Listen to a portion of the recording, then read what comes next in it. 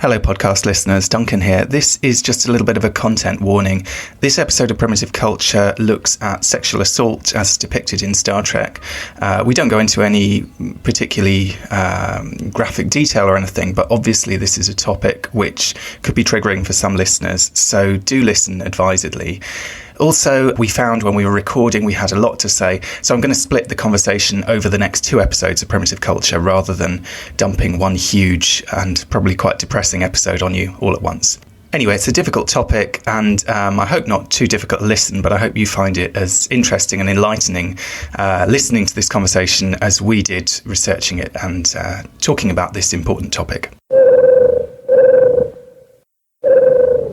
This episode of Primitive Culture is brought to you by Audible.com, offering more than 180,000 titles for smartphone, tablet and desktop. To get a free audiobook of your choice and to help Trek FM at the same time, visit audibletrial.com/trekfm. And also by Enterprise in Space, an international program of the non-profit National Space Society. Find out how you can help science and education and become a virtual crew member aboard the NSS Enterprise Orbiter by visiting enterpriseinspace.org. And if you want to join the conversation and share your thoughts on this episode, join the Babel Conference, our listeners group on Facebook. Just type BABEL into the Facebook search field. We look forward to seeing you there. This is Tim Russ, Lieutenant Commander Tuvok on Star Trek Voyager, and you're listening to Trek FM. Open your mind to the past. Oh, this may mean something. I've been coerced into watching tonight's movie. You do have books in the 24th century. It's a primitive culture. I'm just trying to blend in. Some people think the future means the end of history. We haven't run out of history quite yet.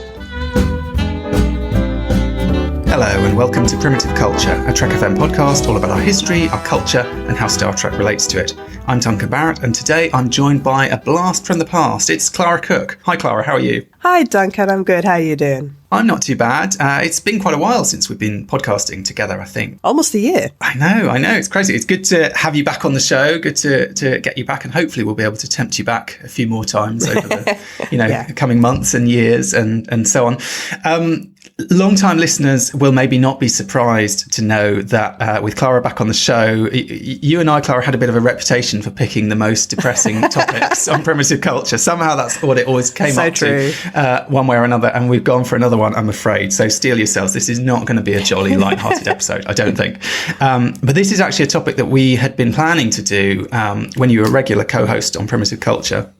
And I did all the research for it then. I feel like I've had to go and watch some of these extremely depressing episodes. I've had to go and watch twice this year because we were planning to record this. And then you had, other stuff going on in your life and so on. So we kind of put it on the back burner. But at least, hopefully I'm not going to have to watch these episodes again for a good while, I think, because they are some of the more distressing ones in some ways and often slightly depressing ones as well to watch. But really, so what we're looking at really today is kind of sexual assault, essentially, in Star Trek. And we were inspired very much when we first started talking about this by the Me Too movement and the kind of stuff that was coming out then and the way that people were talking about stories of sexual assault in their own lives in a way that they kind of hadn't been before. I mean, we're a couple of years on, I guess, now from that. But could you, Clara, just for our listeners who maybe their memories are a bit rusty or they kind of weren't following it as much as they might have been at the time, just give us a little bit of background on sort of what the Me Too movement was, where that came from and what its kind of lasting implications have been. Certainly. So the Me Too movement is an international movement against sexual harassment and sexual assault. The phrase Me Too was originally used in 2006 by activist Tarana Burke. And I kind of wanted to mention her name because I think she really is the originator, the inventor really of the movement. But it actually became viral in October 2017 when Alyssa Milano tweeted basically in response to allegations about Harvey Weinstein, the producer, the Hollywood producer, that, if you've ever been a victim of sexual assault or sexual harassment, basically tweet Me Too and say, me too, and basically what happened to you, sort of in solidarity to all the women who have come forward with allegations. And after the exposure of the sexual abuse allegations against Harvey Weinstein in 2017, this basically spiraled and became viral online. and has led to a lot of media coverage and discussion of sexual assault. It can now mean other things as well other than just sexual assault, like sexual harassment in the workplace, especially also the sexual harassment of ethnic minorities and that kind of thing. And it's encompassed a whole range of different sectors. It led to allegations, exposure, actual convictions and stuff across sectors such as Hollywood, different churches, education sector, political sector, the finance sector, the professional sports industry, the medicine industry and STEM sector, and even the field of astronomy, which I didn't know about until I was reading about this, and I was like, oh wow, people in astronomy. I don't know why I'm surprised, let's be honest, but there are bad people in every sector, basically. Bad people in every sector. And so hashtag Me Too is trended in at least 85 different countries across the world. It's quoted a lot in popular culture and in news media now, and has led to generally, I would say, more awareness of the fact that people do regularly experience sexual assault or sexual harassment in the workplace and in life, but a lot of it's centered around the workplace. And it's also led to sort of more awareness of the fact that also men experience sexual harassment too. So a couple of high-profile men have come out in Hollywood explaining that they were either sexually assaulted or sexually harassed by other men in Hollywood, which is something that I think is still to this day quite taboo. So yeah, it has actually led to quite a lot of change. Whether it's led to a lot of systematic change, I mean, when I was reading maybe in other parts of the world where women are still in positions of subordination in society, like women don't have equal freedom with men. I was reading in a conjunction with this as well that the Me Too movement hit Afghanistan, and they were saying that they estimate that up to 90% of women in Afghanistan have experienced sexual harassment or assault, which is huge, 90%. And actually the response to that in Afghanistan has been pretty poor. So whether or not it's actually leading to systematic change worldwide, long term, is yet to really be determined, but it's certainly led to a change in the entertainment industry, I think. And it's definitely led to a change in certain institutions in the Western world. And to awareness, I suppose that's the main thing that it's done, is it has brought more attention to these kind of stories. It has brought more kind of awareness. I mean, because I think, and you mention men, and that's absolutely a very important part of it, but it is probably kind of numerically a much smaller. I mean, I don't have the figures in front of me, but I would fairly confidently state that the number of men, the percentage of men who've experienced some kind of, serious sexual assault compared to the percentage of women is going to be very different. I mean, it is kind of a gendered issue. That's not to discount those male stories, and those are very important. And they were a big part of that movement as well, to recognize that those things happened. Many of those things happened to men as well. But I think for a lot of women in the entertainment industry, particularly, it was almost kind of standard. I mean, we've all sort of heard of the kind of stories of the casting couch and this kind of thing, but there is absolutely, some kind of harassment is almost kind of seen as part of the job. But when it comes to these kind of, often very serious allegations of rape, sexual assault, and so on, I think part of what that movement did is really made a lot of people realize, I mean, I imagine for a lot of women, it provided a sense of kind of solidarity, and that was a big part of it. But I think for a lot of men also, it was quite shocking. I mean, I was quite surprised by it. And I say that as someone who, sort of growing up over the last, 10 years or so, just from talking to women in my life and hearing stories that they had told me that I, wouldn't have imagined necessarily, had sort of gradually been thinking, wow, these kind of stories are more common than we take them to be, if you know what I mean. A lot more people have experienced some kind of serious sexual assault than you might realize. But I think the Me Too movement absolutely kind of crystallized that, because it was a case of, it seemed like almost everyone had a story to share. And I think that was a bit of an eye opener in a way as to just how widespread these problems are. Very different, interestingly, to how they're presented in Star Trek. I mean, Star Trek actually deals with sexual assault quite a lot. If you look all the way over the kind of 50 odd years of Star Trek, but it's nearly always represented as something very unusual that hasn't happened for hundreds of years, or that kind of or there's kind of extenuating or exceptional circumstances. There's something strange, it involves some kind of psychic phenomena, or it involves some kind of, interaction with some, maybe with a very different culture, like the, say, Return of the Archon, something like that, where these kind of, the sort of cultural milieu is very different. What we find in the real world is it might not be up to the same levels as in Iraq or Afghanistan or whatever, but even in the Western world, the levels are alarmingly high. And there's also a kind of question about how these cases are prosecuted. I think one of the reasons that a lot of people, and particularly men, maybe underestimate the extent of these kind of things is because of the tiny, tiny fraction of them that actually go through the kind of criminal justice system and end up with the prosecution. And we see that in Star Trek as well. I mean, often in these Star Trek episodes, I'm thinking of the episode Fusion in Enterprise, for example, which I think, does try to sort of fairly seriously deal with this issue of basically sexual assault kind of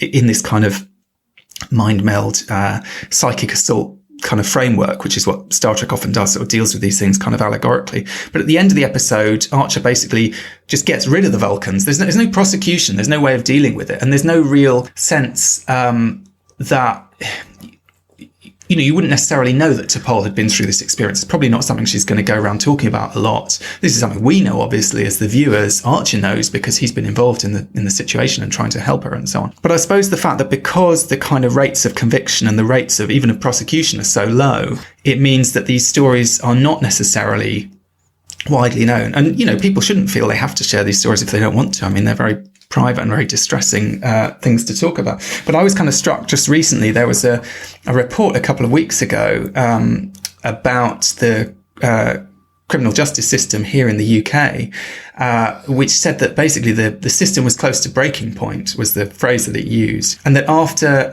58,657 allegations of rape made in the year ending March 2019, only 1,925 successful prosecutions followed, which gives you a kind of idea of the enormous odds stacked against someone who, even who reports a rape or a sexual assault, of actually getting any kind of justice to come back. And I suppose that's one of the reasons that maybe we haven't heard as much about these stories, is because, I was going to say women, it is usually women, but men as well, realise that, there's this sense of, okay, this awful thing's happened to me. Is it worth going through this process where I'm probably not going to get, it's going to be very traumatic and difficult. I'm not going to get anything out of it anyway. And I suppose maybe the Me Too movement was a way of kind of saying, well, okay, these guys might not be going to go to prison or whatever, but we can at least kind of share these stories. We can share that this is happening. We can raise awareness. But one of the questions I have really is, it has opened people's eyes. Has it really changed things in practical terms? Because we see people like Trump, we see someone like Kavanaugh, the Supreme Court justice in the United States, and that was a situation where it sort of felt like this is a post-Me Too moment. This is going to go differently. This man is not going to be allowed to be given this role, this respectability, given these allegations against him, and yet it didn't seem to stop him at all. He kind of went through as it was. And the very brave woman who was, testifying about what had happened to her, allegedly, I suppose I should say, giving very convincing testimony, I would say, about what this man had done. Ultimately, it didn't seem to count for anything. And even Weinstein, recently we've seen him out and about in Hollywood again, attending sort of functions and so on. And almost, we know he sort of paid off a number of the people who brought cases against him. There's sort of this sense, well, are these men just getting away with it, just as they always have done? Because if you look at those statistics on rape prosecutions, you would think basically men who rape women, or probably who rape other men as well, statistically they get away with it. So I have a very firm opinion about this, which, it's my opinion, so you could take it with a grain of salt, I suppose. But my opinion is that I think that, like you said, these are quite gendered crimes or gendered assaults. Obviously, the statistics that we have about men committing sexual assaults towards other men, or men being victims of sexual assault perpetrated by women, are dodgy statistics. And the reason why, that's because men don't actually come forward and disclose whether they've been sexually assaulted, abused, or raped. On average, it takes about 26 years for a man to come forward and disclose that he's been the victim of a sexual assault or rape or abuse. So it's quite possible that there are men out there who are being sexually assaulted and we never know about it because they don't ever say. But yeah, statistically, women are more likely to be the victims of sexual assault than men.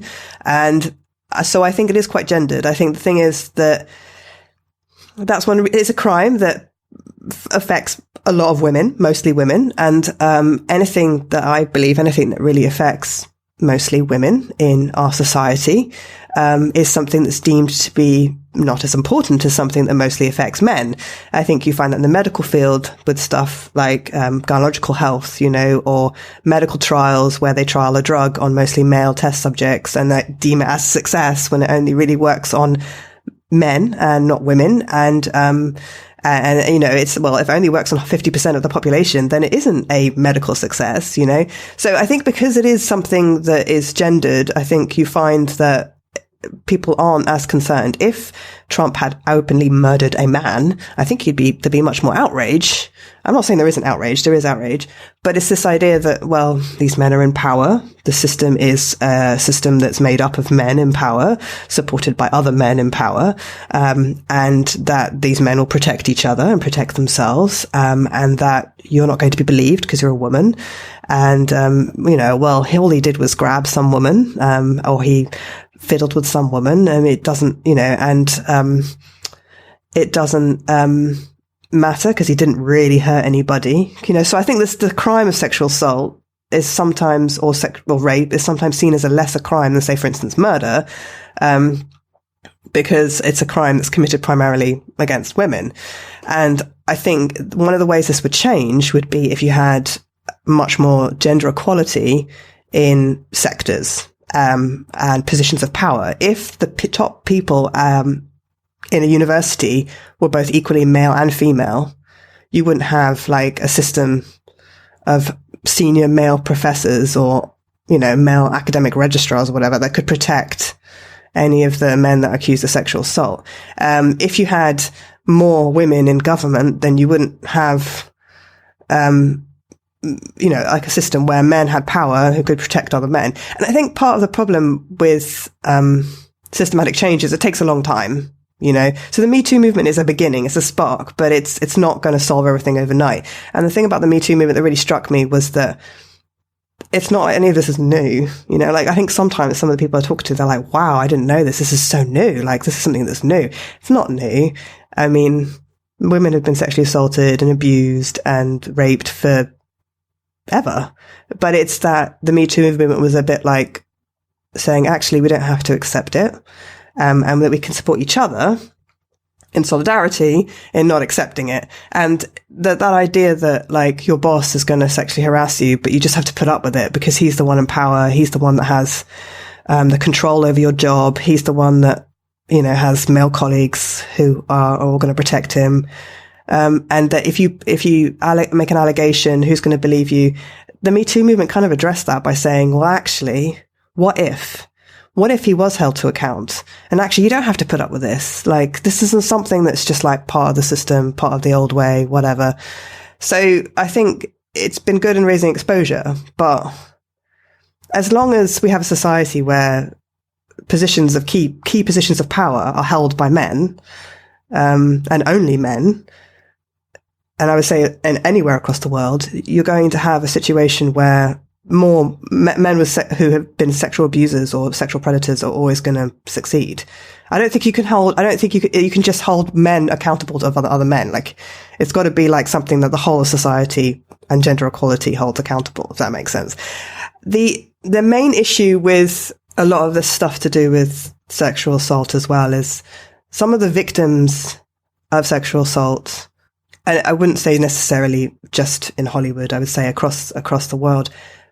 Sometimes some of the victims of anyone could be a victim of sexual assault. And what we see in media, and we see actually in Star Trek, is a lot of the perpetrators of sexual assault or rape are strangers to the main characters.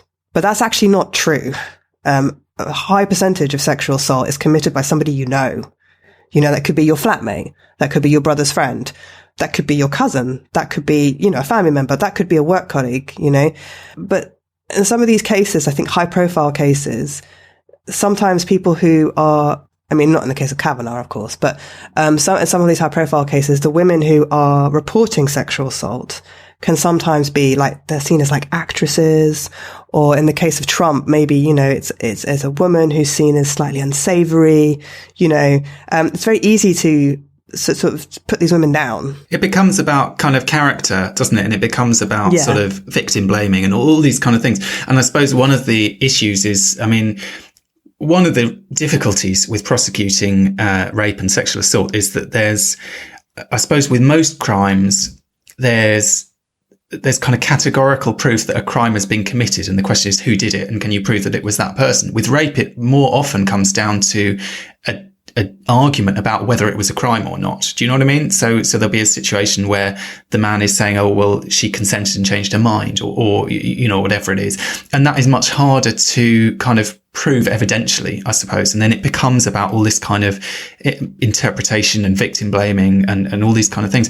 But I mean, it's interesting. I think you're absolutely right. It'd be better if there was more of a kind of gender balance across all these areas and so on.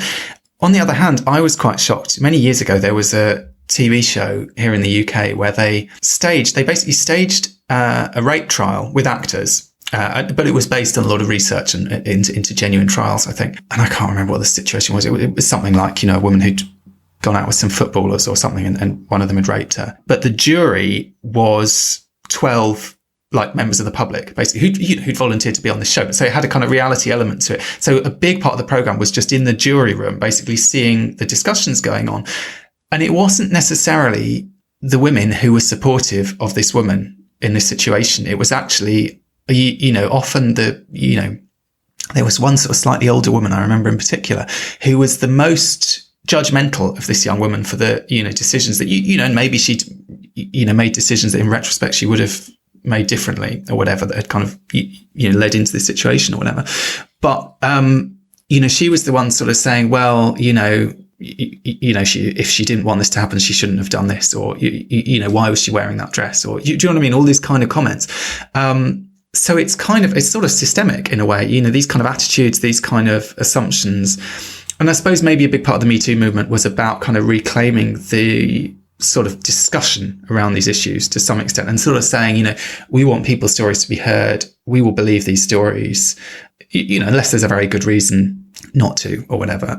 But broadly speaking, we believe these stories, because the fact is people don't typically make up these stories. You know, there's a kind of, and we can talk about that again in relation to Star Trek, because there's an episode of Voyager that deals with that particularly badly. I think this idea of people sort of fabricating stories of sexual assault. It's absolutely, I think possibly amongst these many quite problematic episodes, the most problematic, because that's the episode Retrospect, which is basically about Seven accusing a guy of assault and then it turning out that he didn't do it, and it's, you know, she got it wrong. And that in itself is a very unhelpful story to be telling, really, because, you know, that, and there is that kind of panic, I think, that a lot of men seem to have of, you know, someone's going to accuse me of sexual assault.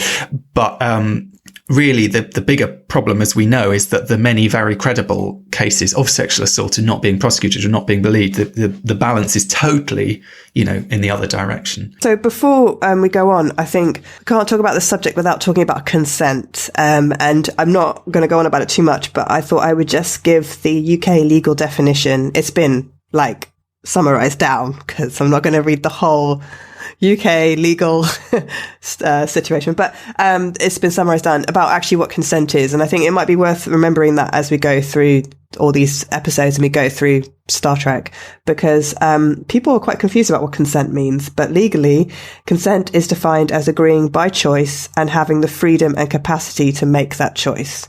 So it's not just agreeing. You know, it's not just saying, yes, I will have sex with you. Yes, I do want to. It's actually having the freedom and the capacity. So if you're unconscious, you don't have the capacity to give consent. And if the freedom, I mean, there's lots of ways in which you might not have the freedom to give consent financially, or in the situation like in DS9, in Wrongs Darker Than Death or Night. Death or Night, thank you. You got a question, how many of those Bajoran women have the freedom to give consent? So, I mean, technically, once I learned this and I started reading around it, I was like, actually, technically, anyone who's involved, like, in the sex trade. I mean, I know there are a lot of women involved in the sex trade who may disagree with that, and I wouldn't want to necessarily, you know, put a label on anything or determine what women choose or don't choose to do. But if you're financially desperate and you are a comfort woman in a wartime situation, or you're financially desperate and, you desperately need drugs, and the only way to pay for your drugs is to go out and prostitute yourself, I'm not sure that's the freedom to consent, really, is it? Like, you don't have the freedom to choose to do something else financially. So consent, it's an interesting thing. It's not simply just yes or no. And what you'll see in TV, and you'll see in Star Trek as well, is you'll see women saying, no, no, no. But if the woman lies there and is unresponsive, or if she cries, or if she just freezes and does nothing, which is actually a fight or flight response, actually, that could also be taken as not consenting. And you have to have the capacity too. If you're unconscious and your mind's being raped by some Vulcan, that's not, you don't have the capacity to consent, So that's worth remembering, that consent is agreeing, having the capacity and the freedom to be able to consent. And we don't, of course, since this whole movement really started with Weinstein, and obviously the allegations against Weinstein were a mixture of, various women who'd accused him of rape, but also a lot of women who'd accused him of totally inappropriate sexual behavior and of kind of sort of bargaining for sex, essentially, saying to them, if you don't, do whatever it is I want to do with you. It's like coercion. I'll sabotage your career. Yeah, exactly. Someone with that kind of power who can literally, make or break a young woman's career. So absolutely a situation of enormous power. And of course, we don't hear, we've heard from the women who've basically told him to get lost and sort of stood up to that.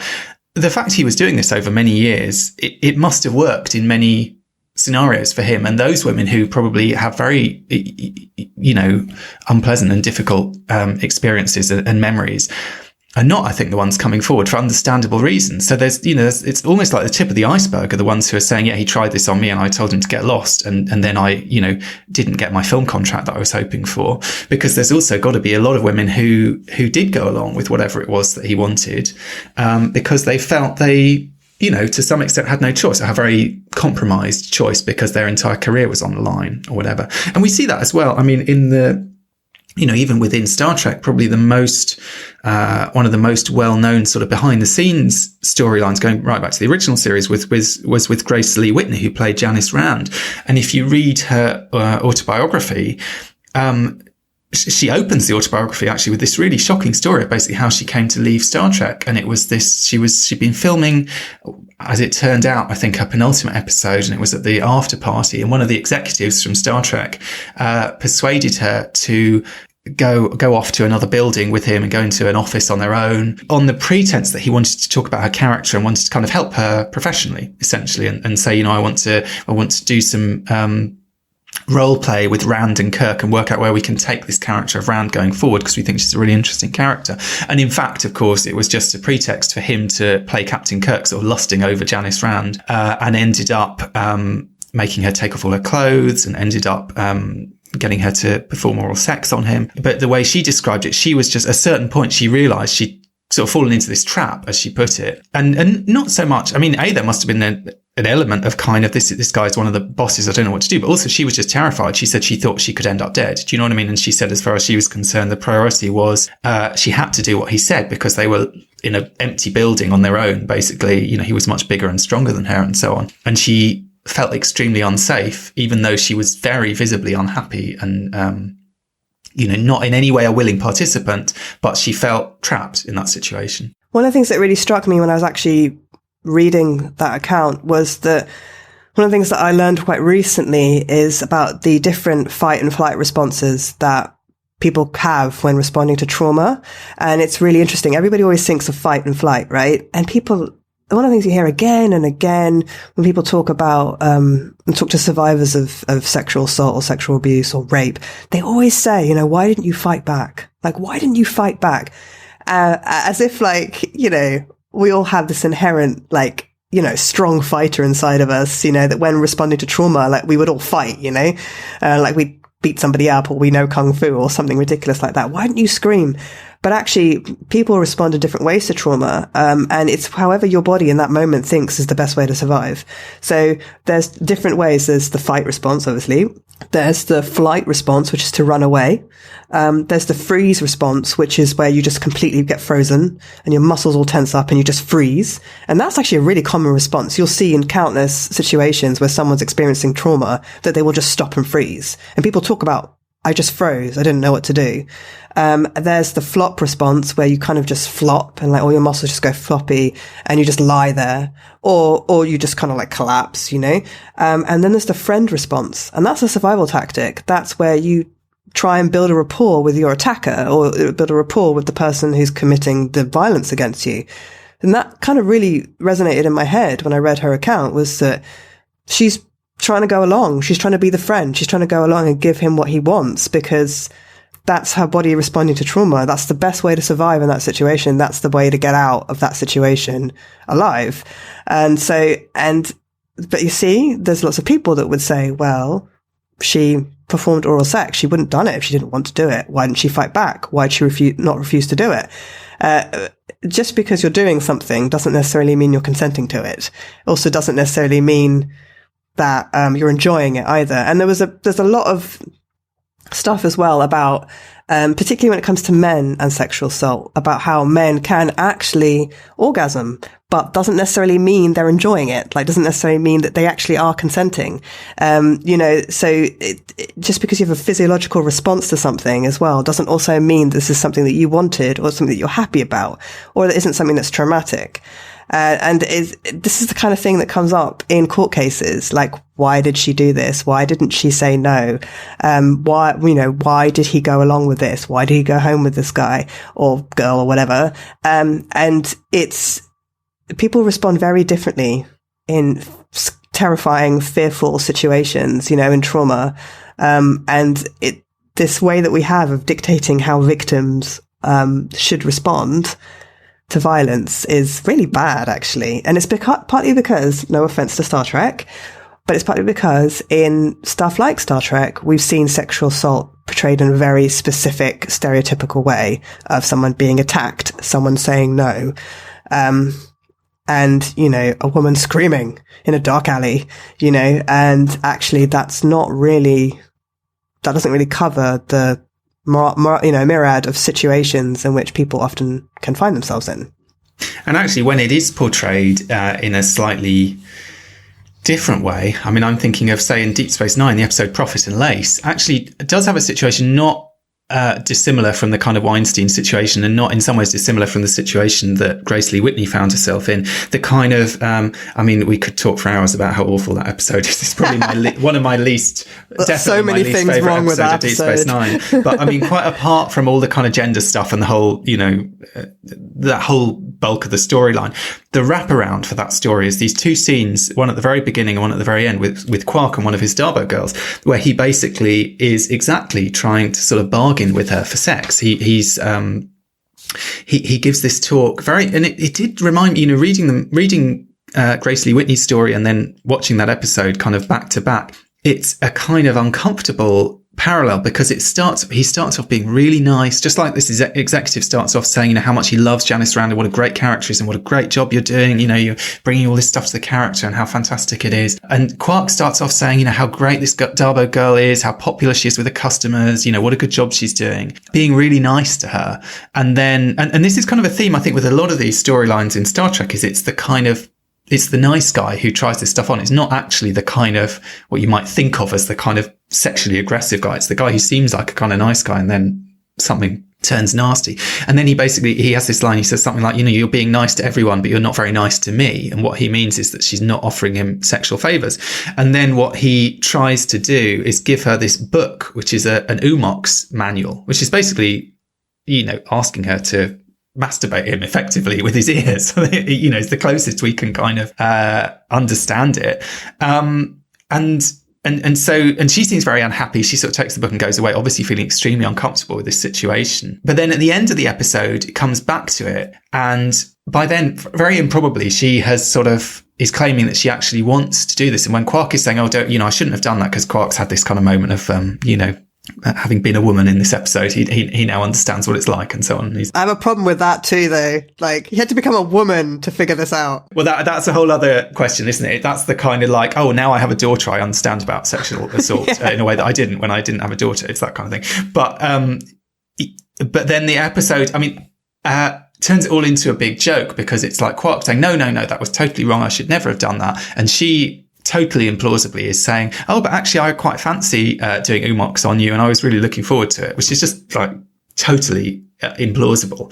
And then the joke is kind of, he has this sort of comedy change of mind and says, no, wait, and then runs after her, and they go off to do their, slightly disgusting, kinky thing. So it's kind of, it's this weird thing where when a situation like that is portrayed on screen, it's played for laughs. It's not taken seriously at all. It's actually a pretty unpleasant situation. Is just a bit of comic relief, kind of a wrapped around the subject of the episode. It's kind of, and I suppose it does tie into this sort of thing, that you were saying of people saying, oh, why didn't she do this? Why didn't she do that? But there's this kind of blame and shame attached to it. There's a refusal to kind of take a situation like that seriously enough. And certainly with Grace Lee Whitney, she feels a huge amount of shame for what happened. She blames herself. She says, oh, I had too much to drink that night. I shouldn't have done this. I shouldn't have done that. In a situation where she was totally not the one with power. She was not the one in control. She endured something really horrific. I mean, she describes going to see Leonard Nimoy afterwards, and she said she told him it felt worse than rape, was how she describes it, because it went on for hours, and it was kind of, it wasn't just a sort of quick thing that was over with, in a sense. It was basically this kind of back and forth sort of negotiation, and her this guy was getting angrier and angrier with her, and it was just a very uncomfortable, horrible situation that she kind of couldn't get out of, and very scary for her. And then the next thing that happened is that she lost her job, basically, because he had her fired, even though she was a very popular character. And this all happened before, I think, Star Trek had even gone on the air. They'd shot most of her episodes. And by the time I think the first episode went out, she'd already had this awful experience and been fired from the show. And that's why obviously she disappears, whatever, a quarter of a way through the first season or whatever it is, maybe a little bit longer than that. I don't know. It's just a horrible story from beginning to end, but it is a kind of reminder, sort of salutary reminder, I suppose, that this is something that was going on in the entertainment industry and in many other industries as well, but particularly so in the entertainment industry. This is 50 odd years ago, and this is kind of at the heart of the development of Star Trek, really, this really unpleasant story that was happening backstage. Yeah, and obviously you interviewed Marina Sirtis at Star Trek Destination, and she also mentioned that, she'd been sexually assaulted also in the industry. She said it was something that happened on a regular basis to different people and by different people. And she said, I think there was one moment where she said, it used to be seen as something that was just part of the job, and it isn't now part of the job anymore, which is good, or at least it isn't for some people. Hopefully it's completely changing. But yeah, that sort of, and we don't like to think that kind of went on behind the scenes in Star Trek, do we? Because Star Trek is this utopian view of the future, and it's our beloved show that we love and the characters that we love. But once I started watching episodes with the Me Too movement in my mind, I started realizing that the show really doesn't address sexual assault in perhaps the wisest way.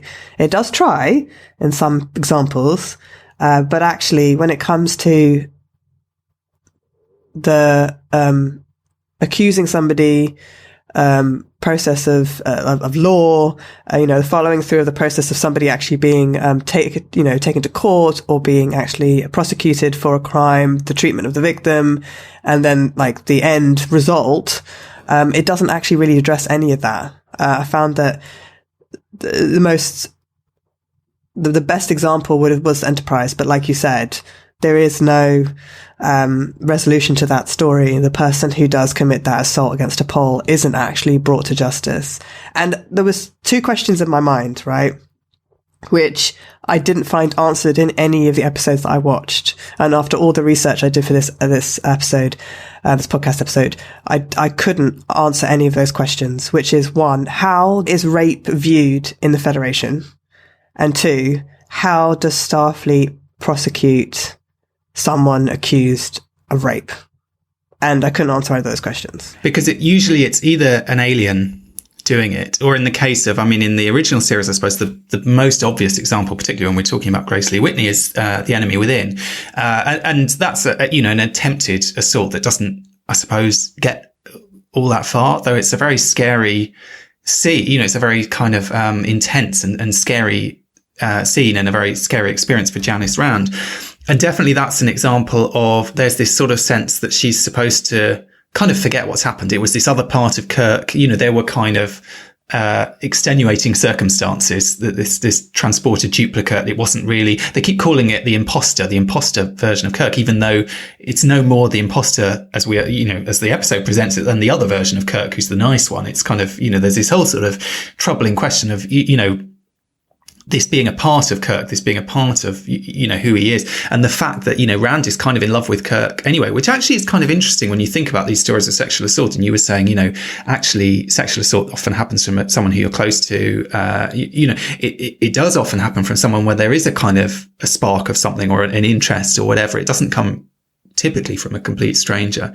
And that's one of the things that's kind of uncomfortable about that episode, but also, it's a terrible episode in terms of how do they deal with these allegations afterwards? And the worst of all really is Spock. Spock, ironically, when Grace Lee Whitney is suffering, sexual assault, it's Leonard Nimoy that she goes to because she knows, she trusts him. He's a good friend. He's a really decent guy, etc.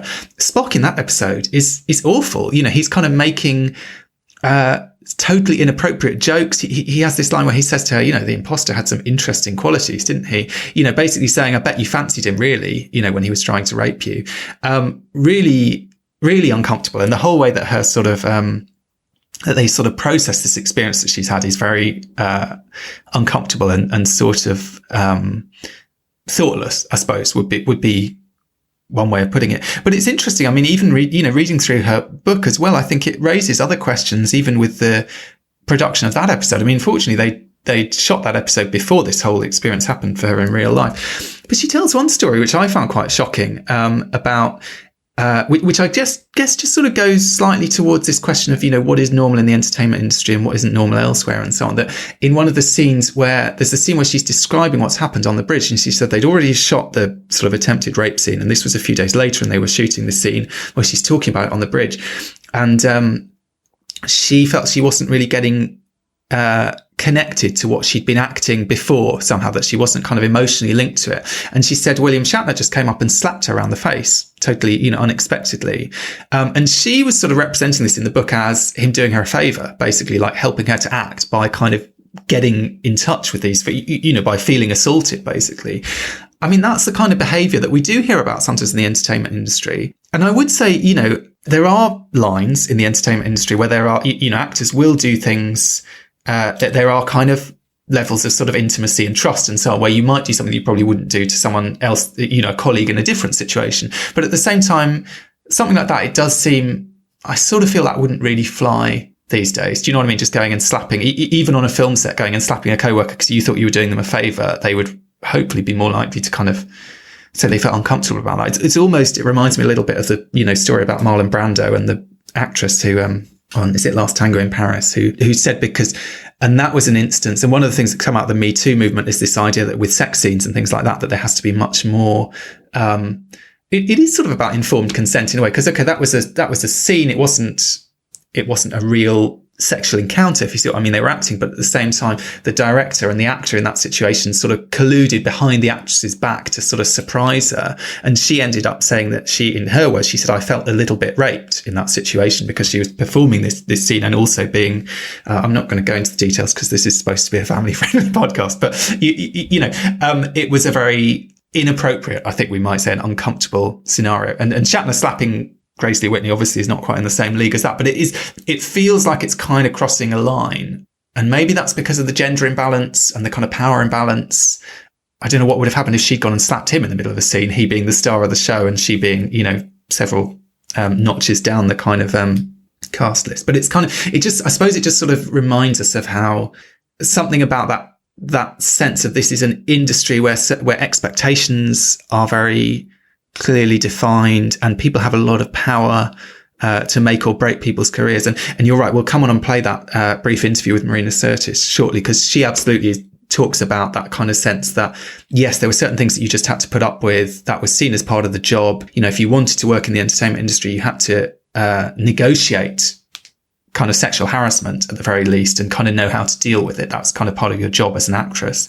And so I was sort of slightly feels to me like there's a sort of a link there between this kind of sense of, you know, inappropriate behavior. Not to say that William Shatner slapping her in that scene is in any way equivalent to these other kind of crimes, but but it was an act of non-consensual physical touching. It was a non-consensual interaction. Yeah. Let's put it that way. And I think these days it would definitely be frowned on at the very least. I think that actually happens a lot more in film sets than we think it does. I've heard of a few cases, I've read of a few cases in other films, mainstream films, where somebody has not been getting like the performance that they want from an actor, and so they've gone and took another actor aside and said, like, I need you to be really mean, or I need you to slap somebody, or I need you to I think hopefully this is changing. I mean, we can but hope.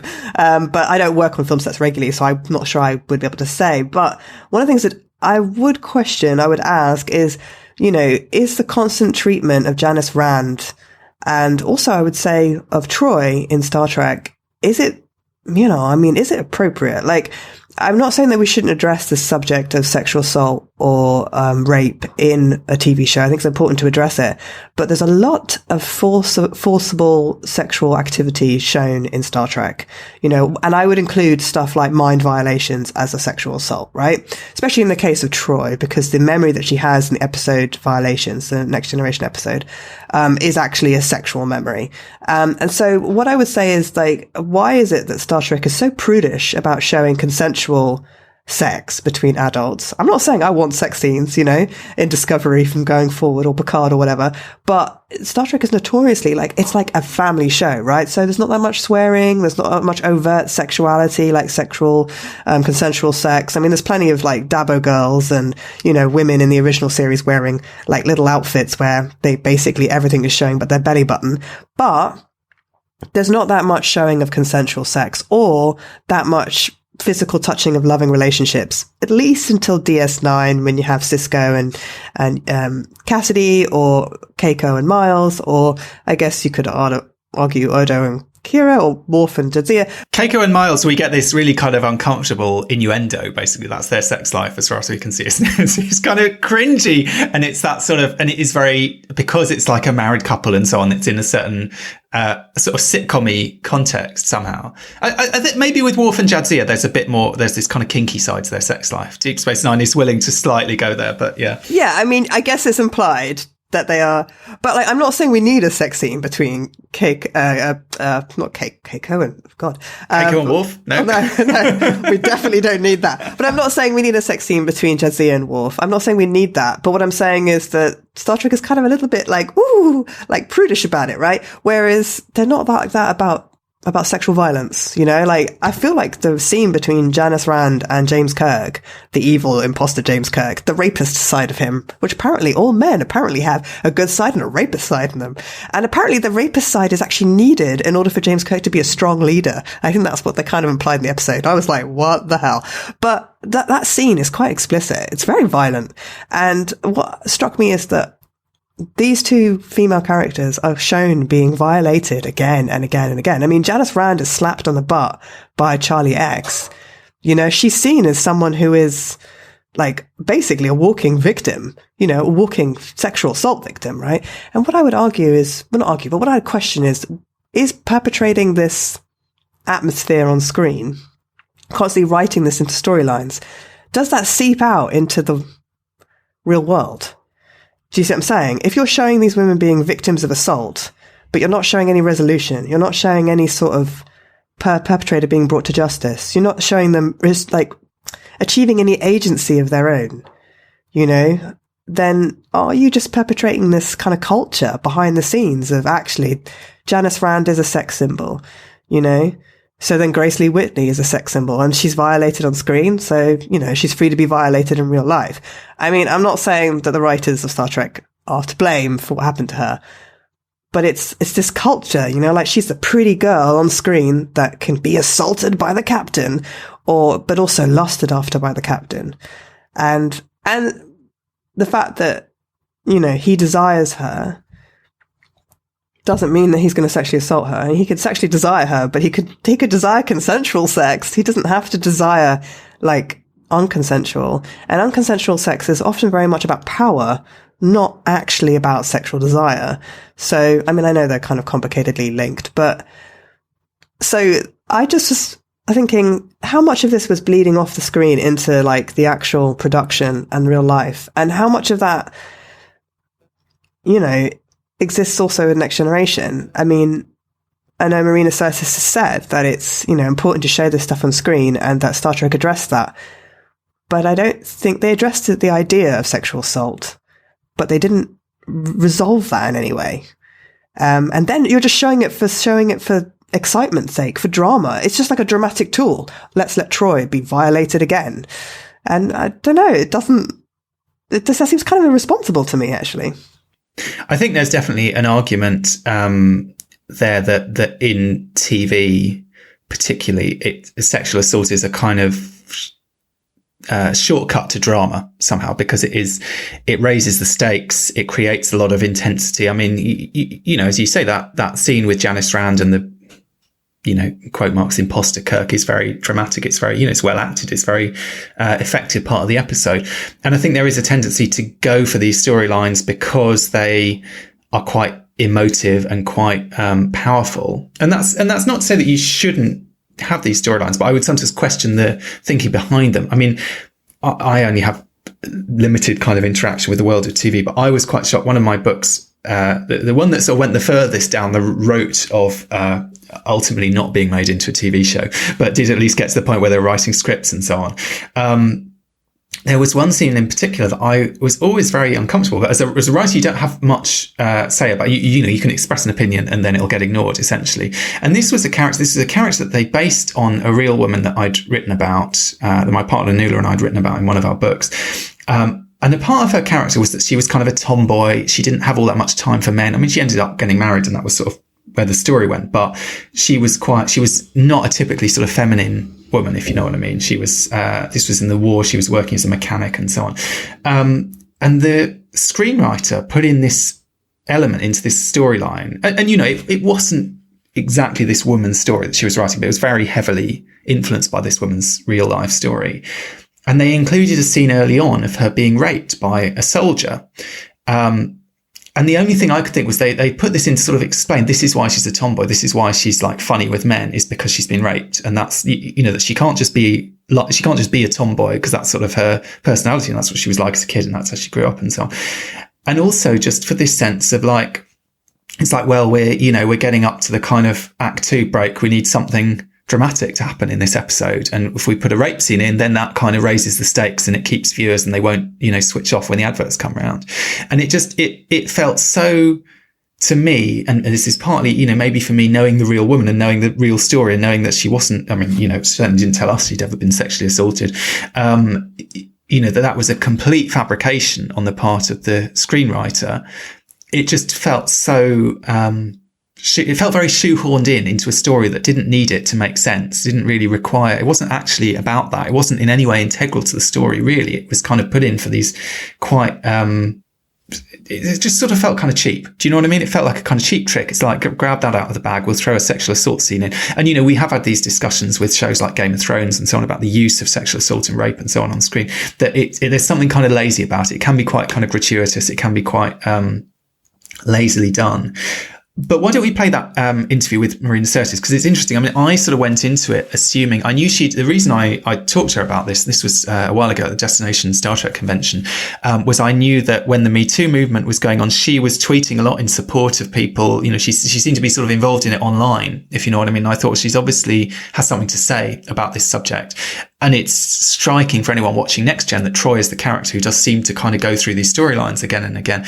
And I was sort of assuming that she would have a bit of a problem with that one way or another, in the way that I know a lot of fans kind of feel like Troi is slightly used in these storylines in that way. Actually, what she said surprised me slightly. She didn't really look back on it that way at all. But I think it's an interesting chat. So let's play that interview with Marina Sirtis now, and then we can have a little bit of a chat about what kind of issues come out of it. So I'm here with Marina Sirtis here in Birmingham. Marina, I know that you've been tweeting quite a lot recently about the Me Too movement and the kind of changing cultural landscape that we're living through. And I'm just curious because Deanna Troi is someone who went through quite a lot of quite tough storylines in that regard. Is that something that you think is kind of changing in the entertainment world in terms of how those things are being represented? I mean, if Next Gen was being made today, would that be handled differently, do you think? I don't know that it would be handled differently because I think those situations happen. And so I think to ignore that those situations happen would be doing everybody a disservice. Just because of hashtag Me Too, it doesn't mean that we've solved anything. It just means that now we talk about it. It changed Hollywood overnight.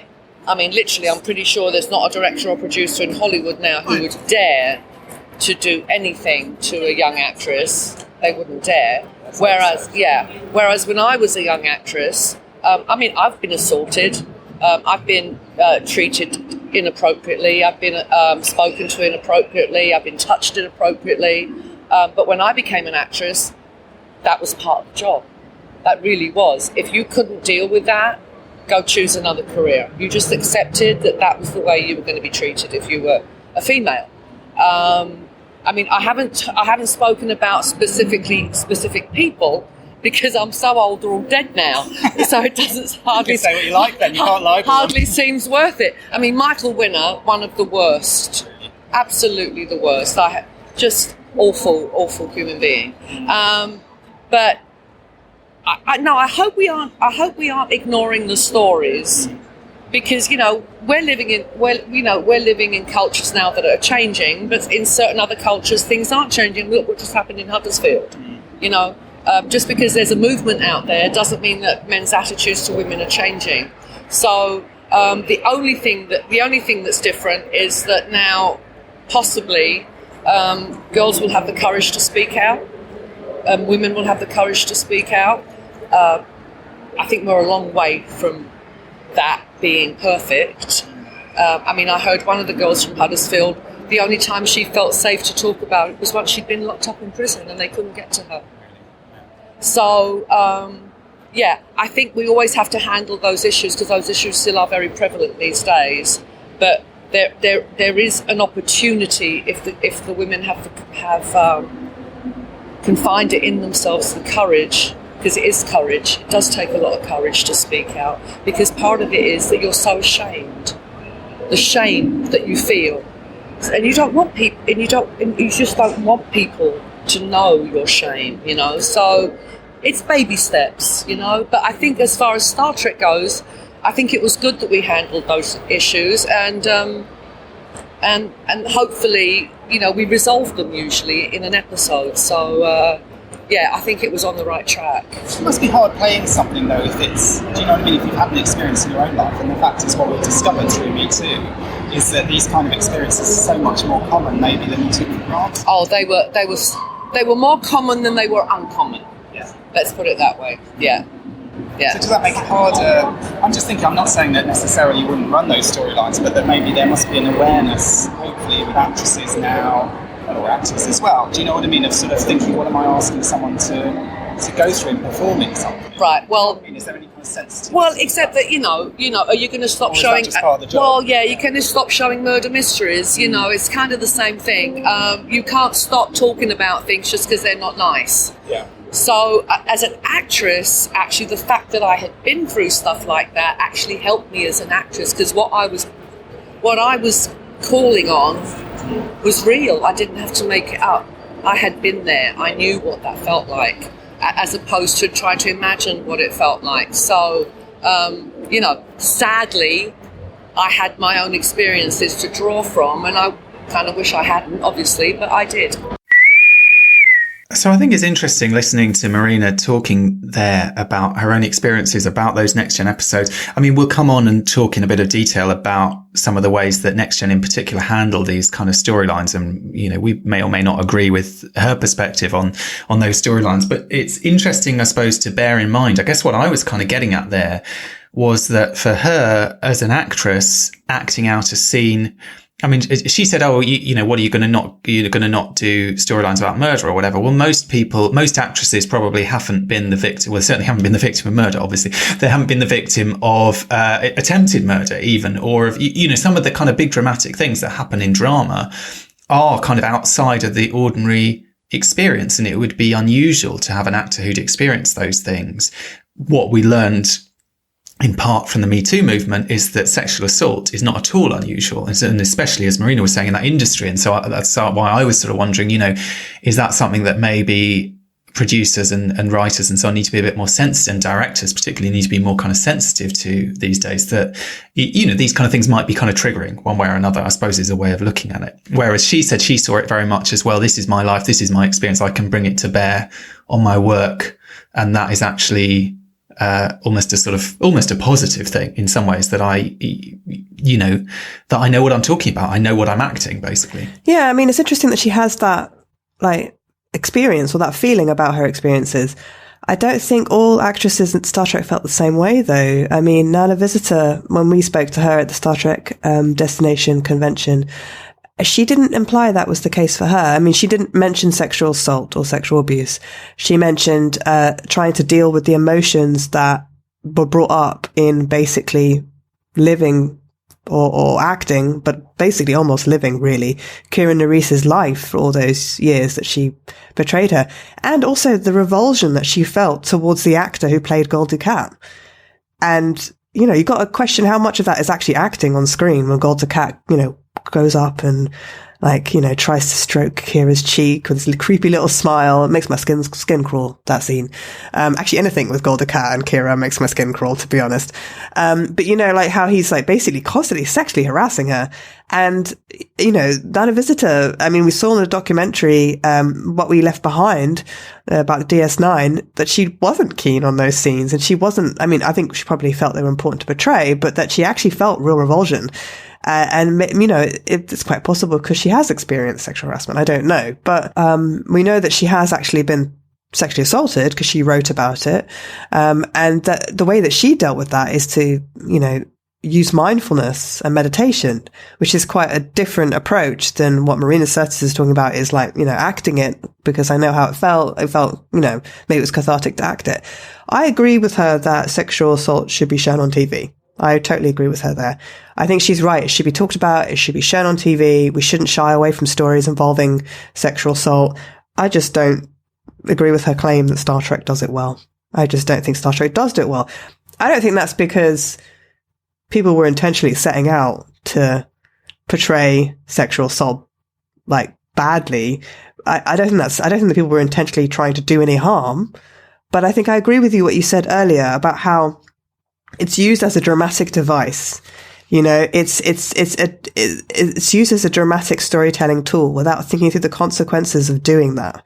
So it's not, I feel like the writers aren't doing actual proper research into what these crimes involve. And a lot of the time in Star Trek, it's shown as something that's kind of morally wrong, you know, but it's not just morally wrong. It's a crime, you know, and it would be nice to see it, like sexual assault or rape, treated as a crime, in Star Trek, as an actual crime that someone's going to be prosecuted for. And mutiny, you know, is shown repeatedly, not often, but it is shown in the original series. It's talked about in Next Generation. It's shown in Discovery as a crime. It would be nice if the next time a character is sexually violated or assaulted or raped in Star Trek, that it's been shown as a crime that's taken seriously and that someone is prosecuted. And I think you have a responsibility to do that when you show sexual assault on TV. Otherwise, you're using it for a dramatic purpose. And if you're using it for a dramatic purpose, then it's shown as exciting, and you're breeding, I think, a culture of sexual violence off screen, somewhere in the world, at least. So I agree with her that it should be shown.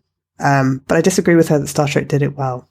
And I can understand also that she might not want to say that Star Trek didn't do it well. And I guess she might also not see it that way because she was the one portraying the character for all those years.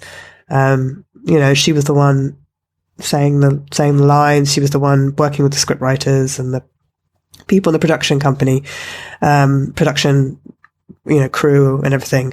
So I think everyone meant well. Well, I mean, I hope so.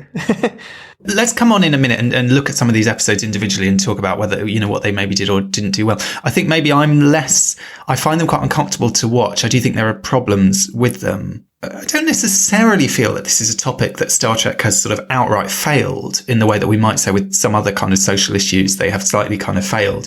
I sort of think it's a bit more complicated than that. And I can certainly understand why, from Marina Sirtis' point of view, she may feel, well, look, this is a part of my own life experience. This is an important thing to talk about. This is an important thing to put on screen. She presumably feels proud of the work that she did. She thinks she did a good job. And I can understand all of that. I mean, I can sort of understand where she's coming from. It surprised me because it wasn't really what I was expecting her to say. I don't know what I sort of expected her to say something, because she's known for being quite outspoken. I expected her to say something quite outspoken, sort of say, oh God, yeah, those scripts every other week. I seem to be, having some assault storyline. And we do tend to exaggerate it. I mean, she is the character who gets it more than anyone else, these kind of storylines on Next Gen, but it's not like it's happening every other week. It's just that it's happening noticeably more frequently than it does to anyone else. She's kind of the one in that role. It's not Beverly who has these storylines. It's always Troi, one way or another. She's the most open, clear example of traditional femininity. I mean, we don't see Riker get violated that often, do we? Well, although interestingly, we do in the episode, and again, it's played for laughs. In the episode First Contact, we have an alien who has his life pretty much in her hands and says she'll let him go if he'll have sex with her. Yeah, that's true. And it's, totally a Weinstein situation, really. We don't see that really as sexual assault or sexual harassment or whatever it is, because it's Riker and because it's a woman. We sort of play it differently, but it's a pretty uncomfortable situation. That is not a million miles away from some of those situations. But you're right. Typically, it's not Riker who's the guy in that situation. It's always Troi that it happens to, one way or another. But then I guess the question is, if she's the most traditional example of, well, the biggest example, most overt example of traditional femininity, and she's the one who is violated more than any character, what are we saying about traditional femininity then? Like, you got to question that. Like, then what is Star Trek saying about, I mean, it's not just Star Trek. I think that's just media in general. Then we're getting back to the whole idea of a gendered crime. And the sense of kind of, it's not exactly slut shaming, is it? But do you know what I mean? There is a sort of sense, there are certain characters in Star Trek, and it's striking that obviously it's 7 of 9 in Voyager who gets this storyline. It's the women who are typically not dressed in the Starfleet uniform, who are put in these different uniforms that accentuate their figure, that are very much, and Troi is very much that character in Next Gen. She's the one who's kind of there, in the same way as Janice Rand was in the original series. She's there sort of fulfilling that role slightly. She's the babe, as, Rick Berman talked about casting the babes in the shows, that each one had to have, a babe character basically. And so it's not surprising in the sense that she's the one that those storylines happen to. It just struck me when you were talking about the criminalizing of it. And I suppose part of the issue with, she didn't go into detail about exactly what it was that Michael Winner did, though obviously it was something pretty unpleasant. But some of these situations, there is a kind of, I suppose, a slightly blurred line as to, when you said, is it immoral or is it illegal? Yeah, we can say this is definitely immoral, but at what point does it cross the line into being illegal, some kind of harassment situation or whatever? But it's interesting that she drew the connection when she mentioned the situation in Huddersfield. I had to go and look it up because this was a while ago that I spoke to her. This was basically a paedophile ring in Huddersfield that had taken these girls, some of them as young as 11, I think, and was abusing them. So she very explicitly drew the connection between, people speaking out in the entertainment industry about abuses of power with rich and powerful producers, holding power over young women, and a situation of absolute, not to say that that's a particularly grey area in itself, but that she would link it immediately to a case of actual, sexual abuse of minors by a gang of criminals, essentially, is sort of interesting when we talk about rape culture and these sort of ideas. It's kind of, I suppose it's seeing it all as different sides of the same coin. And I think that's an interesting perspective on it. I suppose the thing that struck me about that interview was I didn't go into it expecting her to sort of, go into her own personal experience particularly, but in a way I shouldn't have been surprised that she did, because that is part of what the whole kind of Me Too movement is about. And I suppose just as for many people in their own lives, finding out that members of their own family have had these experiences of sexual assault, talking to friends, family, etc., and finding out that maybe these experiences are more common than often we realise, particularly as men, I think, than we realised. there's an element of finding out that these things have sort of happened within our Star Trek family that is quite shocking. So, so Marina Sirtis is one example. I mean, you mentioned Nana Visitor. Both Nana Visitor and Kate Mulgrew in recent years have written about quite violent experiences of sexual assault and rape, basically. I mean, Kate Mulgrew in her memoir, there's a really shocking section where she talks about being raped by a stranger who had, kind of invaded her home, basically. And again, that sense where she talks about of just trying to survive it, just trying to sort of shut down and get through it. And, as far as she was concerned, the main issue was she could be dead, and trying to avoid that outcome. Then our visitor, in the midst of filming Deep Space Nine, had a similar experience in Los Angeles, I think, where she was assaulted by, I think, more than one man. I can't remember what the details were, but it was two men, I think. A sort of violent assault. And obviously, we're thinking, okay, we're watching Deep Space Nine. This is what this woman has literally just gone through. I mean, I don't know when it happened, but, in the gap between two of those episodes, and then probably gone into work a couple of days later and picked up with that character. And that character of Kira, who herself is, as you say, constantly being sexually harassed one way or another. And I suppose there's an interesting question there, because we see, to some extent, both Jadzia and Kira get sexually harassed. But with Jadzia, it's very much that kind of what Marina Sirtis was kind of saying, you know how to handle it. She'll sort of bat it off, and and she sort of flirts back with Quark a bit. And there's a bit of a kind of playfulness about it. And she doesn't seem that bothered by it ever. Kira is much more, we get those scenes where, Quark puts his hand on her thigh and she says, I'm going to break every bone in your hand, or whatever it is. Gul Dukat, again, is being quite sort of touchy-feely, and she throws his arm off her. Do you remember there's that alien who harasses her to the point where she has to pretend she has a partner in order to get rid of him, and then he wants to have a hologram made of her? That's dodgy. And I think I watched that as a little girl and I didn't think anything of it, but watching it now, I'm like, wow, that's having a hologram made of her is almost a little bit like upskirting or something. It's like taking a photo of her. I mean, I know he hasn't, but it would be the equivalent of taking a photo of somebody without their consent and then using it for something pornographic. It's a very prescient episode, I think. What it reminds me of these days is, all these hacked, private images being hacked from celebrities' phones and so on. And this kind of, exactly that sort of invasion of privacy, the idea that all this kind of deep faking, where you can kind of put one person's head on another person's body or whatever and make a kind of convincing, forgery in a sense.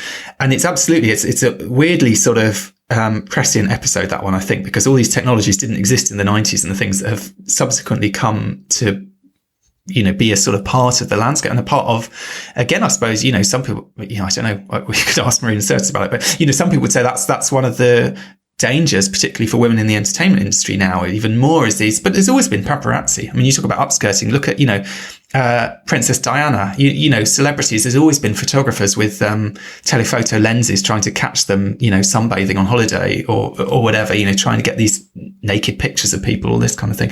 So in a way, it does sort of tap into, I mean, that episode I think is interesting. It sort of taps into some of the other stuff that might be more loosely covered by Me Too, that's not exactly sexual assault, but is kind of harassing or inappropriate behavior, sexual behavior, one way or another.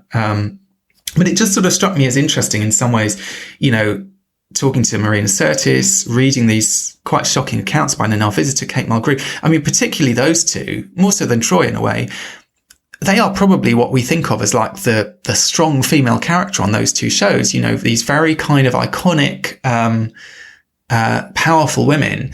And in a way, it does come as a surprise in some ways to learn these awful stories that have happened to those actresses in their real lives. And I don't know that it should surprise us. We shouldn't really be surprised by this in a sense, because what the Me Too movement should be teaching us is these things are very common one way or another. And, a lot of people have these kind of stories and these experiences to share.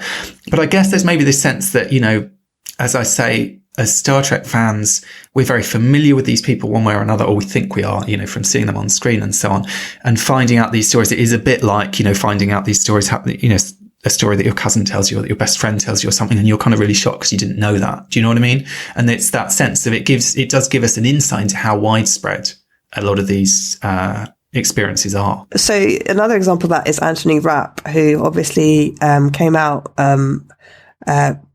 but with the Me Too movement, to talk about how he had been, sexually harassed, when he was young.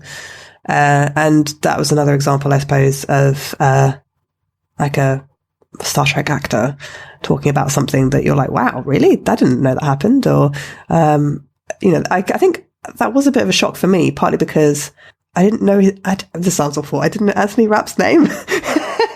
I mean, I just didn't know all the actors at Discovery at that point. I'm not very good at remembering actors' names, I'll admit. And I didn't grow up watching Discovery, because I'm too old for that, sadly. So I've been watching it as an adult. And then when Ben, my husband, mentioned this news story, and he said, oh yeah, the Star Trek actor. I'm like, what? Which Star Trek actor? And then obviously read the news item and was like, oh wow. But it was interesting because I was surprised and sort of shocked, but actually, I don't think many people in the entertainment industry were, because there had been rumors flying around about Kevin Spacey apparently for years, or not even just rumors. People had been saying stuff, and even to the point where my husband had actually was working in the arts sector, had actually heard things from other people, because obviously Kevin Spacey was in the UK for a long time, at the Old Vic. So, there was lots of stuff that was known about, even just in the theatre world in London, about him. And, I didn't know any of this, obviously, because, I'm not in that circle, that world, and, I hadn't really read about it. And I'm not in the habit of Googling people's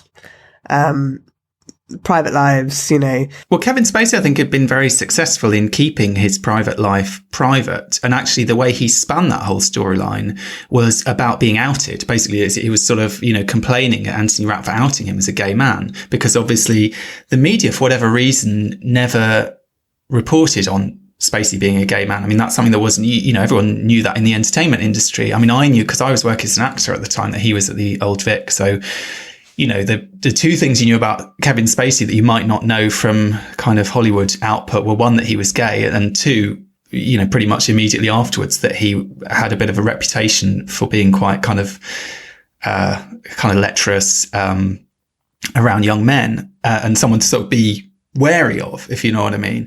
But those are not things that were widely known. But absolutely, everyone in the entertainment industry knew that. And I was quite surprised at the time. The Old Vic was sort of saying, "Oh gosh, we had no idea about this. We're really shocked," because he was their artistic director for like a decade or something. That is a complete lie. It's not possible that anyone worked at the Old Vic and didn't know that this was going on. And the fact is, one of the things that struck me about it was I actually rehearsed a play at the Old Vic once. I didn't meet Kevin Spacey. I met Jeff Goldblum, who seemed, well, I don't know, there's some slightly dubious things maybe being circling around Jeff Goldblum, but he seemed like a nice guy, and I certainly hadn't heard anything about him at that time. But a friend of mine who was in the show had a run-in with Kevin Spacey on the stairs and just had a little chat with him. And this is kind of gives you an indication of how screwed up some of our people's mindsets are. And this was a straight guy as well, my friend. And he came in to the rehearsal room afterwards, and he said to me, I just had a chat with Kevin Spacey, and he didn't try anything on with me. He didn't seem to be interested in me. And my friend was kind of like almost insulted by this, because Kevin Spacey was so notorious as this kind of lech who would just grab hold of any young man who came within his orbit, that he was like, what was wrong with me? Why didn't Kevin Spacey try and sexually harass me?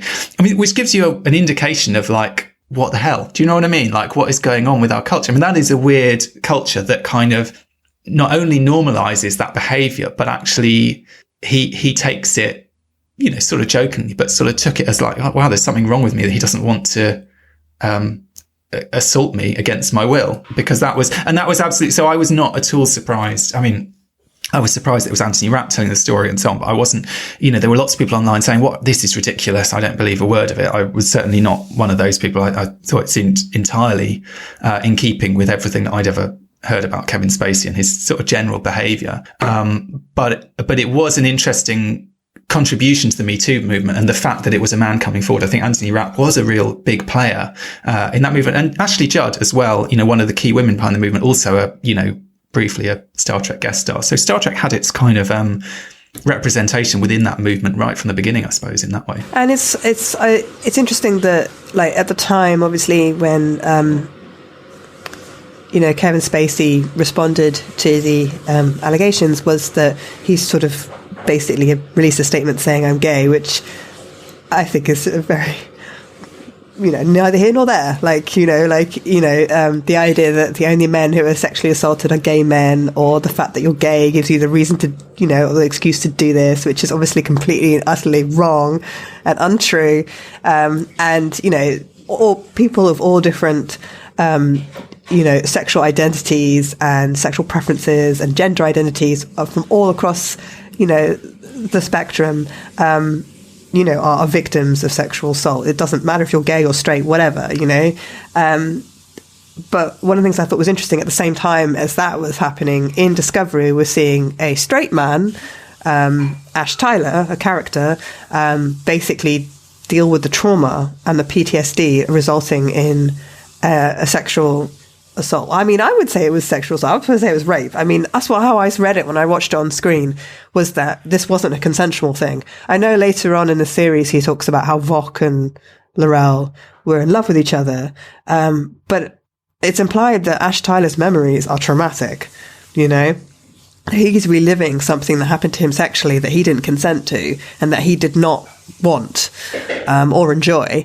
And I think that was interesting. I think that's quite a brave move for Star Trek to make. As much as I've just criticised Star Trek for the last hour, I have to say I did approve of that. I think that was a brave thing to do. And then also later on to show him attacking Michael, and to show two people in an actual consensual relationship, one perpetrating violence against the other one. That's also important. The idea that you can be married to someone, or you can be in a sexual relationship with someone, a consenting sexual relationship with somebody. But if you don't consent to something that they're doing to you, then it's an assault, So it doesn't matter if they're your partner. And one of the things I thought was interesting about Anthony Rapp coming out in the Me Too movement was the amount of abuse that he got on Twitter, and the amount of abuse that sort of people nitpicking his account, what were you doing at that party so young? Where were your parents? What, blah, blah, blah. Questioning his, why were you doing this? Why were you doing that? Questioning his decisions and his choices and him, basically. And as a 14-year-old boy or whatever he was at the time. I mean, yeah. Yeah, but not questioning Kevin Spacey, who, dude, you don't come on to a 14-year-old. Just don't do that. And he didn't just come on to him. He, hurled him, he pinned him down to a bed, I think. It was more, do you know what I mean? It was it's not like he was just kind of flirting with him, I don't think. Not that still would have been wrong. Okay, but that could be harassment. Yeah, exactly. So at the same time that was happening, Discovery was showing, actually proving the point that, this whole ridiculous thing that Kevin Spacey was saying about, being gay, that actually this isn't, because I think there is this idea in people's minds in popular culture that sexual assault between men happens between gay men, that it doesn't happen to straight men, or it doesn't or that gay men, somehow they meet somebody on Grindr, then they go and they have sex with them, and it's all they're asking for, that's what they want, when actually no, consent is the same concept across all genders and all sexual identities. So it was interesting at the same time that Ash Tyler was being shown in Star Trek. I think Discovery is an interesting case, particularly season 1 of Discovery, particularly because I think that thread of sexual assault and the kind of Me Too phenomenon and so on is absolutely one of the interesting things that is kind of layered through that season in various ways. I think in some ways it falls down a little bit. When we were talking about mental health, way back, we kind of said part of the problem with Discovery is that the kind of plot shenanigans get in the way of these kind of quite real, intense, social issues, emotional storylines, etc. And I think something of the same thing is it happens again here, because with mental health with Ash Tyler, you had this guy who seems to be suffering post-traumatic stress, and it's a very powerful depiction, really well acted, really well written depiction of that. And yet at the same time, it's actually crazy sci-fi Klingon surgery kind of gone wrong. Do you know what I mean? There's a sort of sci-fi explanation for it all, which slightly kind of undercuts that. And I think in some ways it is unclear with the sexual assault stuff. I think you're right. I think it is depicted very effectively. There's that scene which is very moving where Ash tells Burnham what happened to him, and they're just sitting around in their pajamas or something in in one of their quarters talking about it really. And he's sort of, sharing his story really and saying, and exactly kind of what we were talking about, saying, it's not that he was, physically overpowered exactly. It's that he realized this was a way to survive in that situation, and none of the other prisoners survived. That's the way he puts it. So he became, he was sort of coerced, I suppose, in that sense. And he's absolutely suffering as a result. Obviously, it's kind of complicated by this sense that Laurel feels that it's a consensual relationship. And it's interesting when you get to season 2, there's that episode where he says to her something like, when you touch me, it feels like a violation. And she recoils from him at that point and is really shocked because she's still in love with Voke and she thinks that Ash kind of is Voke or whatever. So Laurel, when she hears that, is quite, is horrified really, and basically doesn't want to do anything that's going to make him feel uncomfortable or whatever. So in both situations, you've got kind of positive things modeled sort of in a way, in that there are these conversations taking place. Burnham is listening to Ash very sensitively, supportively. Laurel is actually, she doesn't reject that statement in a way. She totally accepts it, even though it obviously really bothers her. And you're right. You also get this thing with Ash and Burnham, because she has that line. She says something like, I could see my lover's hands around my neck or something. It's very much sort of taps into this idea of kind of domestic abuse, and so on. And then that episode, the penultimate episode of the first season, where he's sort of saying, that wasn't me, please kind of believe in me, kind of take me back kind of thing. Very familiar to anyone who's experienced that kind of abusive relationship in a way. Now, of course, in Ash's case, it's true. It wasn't him in some kind of essential sense, but it's absolutely kind of tapping into all of that. But also with Lorca, Lorca is almost, because he's from the Mirror Universe, as we find out and everything, he's almost like that imposter Kirk. Do you know what I mean? He is like the bad side. He is almost like a kind of character of Captain Kirk, this kind of confident, swaggering, cocky captain. But he is actually, he sleeps with Cornwall under false pretenses, essentially by pretending to be someone that he's not, in effect. There's an element of, he's described as grooming Michael Burnham, which, was a controversial line, I know, at the time. And some people say, that doesn't mean, it just means, trying to get to know her or something. I mean, grooming, certainly in the UK, I don't know if this is different in the United States, very specifically means, targeting an underage person to try and sort of, manipulate them into a sexual relationship, basically. So there was a strong implication, I thought, that that's what had happened between the two of them. And the fact that he was so obsessed with our Michael Burnham as well, there was sort of suggestion he was sort of trying to get her back. So there's something very creepily, kind of sexually, sort of creepy about that as well. There's also the fact that he's kind of effectively gaslighting people the whole time, because he's lying to them, he's manipulating them, he's telling them stories about themselves. With Burnham, he keeps saying, this is your destiny, and this happened, and he kind of constructs this whole sort of fake reality in a sense around himself. So I think absolutely that season of Discovery was very interested in a lot of these issues surrounding this kind of Me Too phenomenon, one way or another.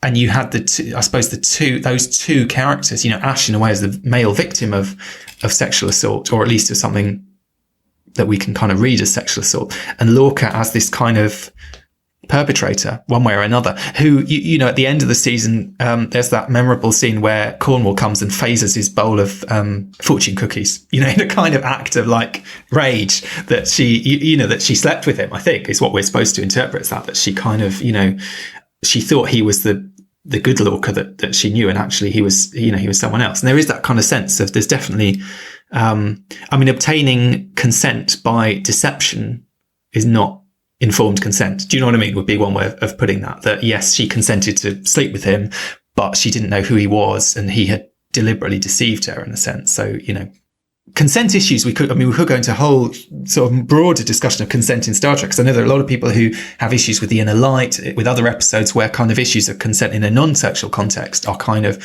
blurry in some way because of kind of sci-fi shenanigans, as I say, and kind of plot machinations. But absolutely, in that season of Discovery, consent in a sexual scenario is something that is the focus is on repeatedly. Well, we are going to leave it there for now, but Tune in next week and you can hear me and Clara continuing the conversation, looking in a bit more detail at some of the on-screen representations of sexual assault in Star Trek. Previously on Trek.fm, Earl Grey. Oh, let me think. What's an interesting Star Trek sound effect? Phasers? See, that's tough because how do you make a phaser sound? I don't know if you can make that with the human. Yeah. Or you can do photon torpedoes. Choo, choo, choo. I'll just be the one that's pew, pew, pew. Oh, pew, pew, pew. Yeah. The Discovery phasers. Okay, cool. Awesome choice. And to come back to the point, I think I'm deleting this scene. Literary Treks. What was it that caused him not to be with his Paul immediately after coming out? What was it that made that relationship strange? Yeah. And I think it was that Culber had really lost himself in a lot of ways. And while Paul was his anchor, when he came back to Paul had learned something by losing you. And I think he became the Paul that Hugh needed. And I think that scared you a little bit. Mm-hmm. Until he sort of found himself again. The Edge, a Star Trek Discovery podcast. Because we've never seen all of those hairy mud bots again. Yes, thankfully. Yeah, I would appreciate, though, like a mention in history in season 3 is like, oh yeah, here's this time where the whole galaxy was crawling with these different hairy mud bots, and rounding them up took years. That's what brought down the Federation. Hairy mud bots. That was it. It was hairy mud bots. Hairy mud bots. Oh no. The Line, a Star Trek Picard podcast. We got a lot of answers in this episode, which was really surprising to me. So there, who's Daj and whatnot. Like, that's a thing I expected to find out in episode 10 going into this show, right? And here we are, halfway through episode 1, and we know who Daj is. And I'm like, okay, this is interesting. That's cool that we're getting a lot of information, but getting that information is opening up more questions. And that's what else is happening on Trek.fm. Check out all these shows and join the conversation about your favourite corner of the Star Trek universe and beyond. You'll find us wherever you get your podcasts. If you're an Apple user, be sure to hit the subscribe button in Apple Podcasts on iPhone, iPad, or Apple TV, or the desktop iTunes app to get the latest episodes as soon as they're published. And please leave us a star rating and a written review. If you're not an Apple user, we've got you covered as well. You can find our shows on Google Play Music, Stitcher, TuneIn, Spreaker, SoundCloud, Windows Phone, in most third-party apps, and you can stream and download the MP3 file from our website or grab the RSS link. We'd love to hear your thoughts on today's show, and there are many ways for you to do that. The best place to join in the larger conversation is the Babel Conference, our listeners group on Facebook. Just type Babel, B-A-B-E-L, into the search field on Facebook and it should come right up. If you'd like to send us an email, you can use the form on our website at trek.fm/contact. Choose to send to a show and select Primitive Culture, and that will come right to us. You can also find the network on Twitter at TrekFM and on Facebook at facebook.com/TrekFM. If you'd like to help us keep all our shows coming to you each week, you can become a patron of the network on Patreon. Visit patreon.com/TrekFM. That's patreon.com/TrekFM to get all the details. Perks include early access to episodes, exclusive content, producer credits, and more, available through our special patrons website, Patron Zone. It requires a great deal of money to produce, host, and distribute these shows each month, so we really appreciate any support you can give us, and we hope you'll join the team. Again, you can find all our details at patreon.com/TrekFM. We'd like to take a moment now to thank our associate producers on Primitive Culture, Amy Nelson, Clara Cook, and Tony Black. Amy is a presenter of many other shows on the network, and you can find her on Twitter at Miss Amy Nelson. Clara and Tony were two of the former co-hosts of this show, and they'll be popping back from time to time. You can find Clara on Twitter at ClaraJeanMC, and Tony at AJ Black Writer.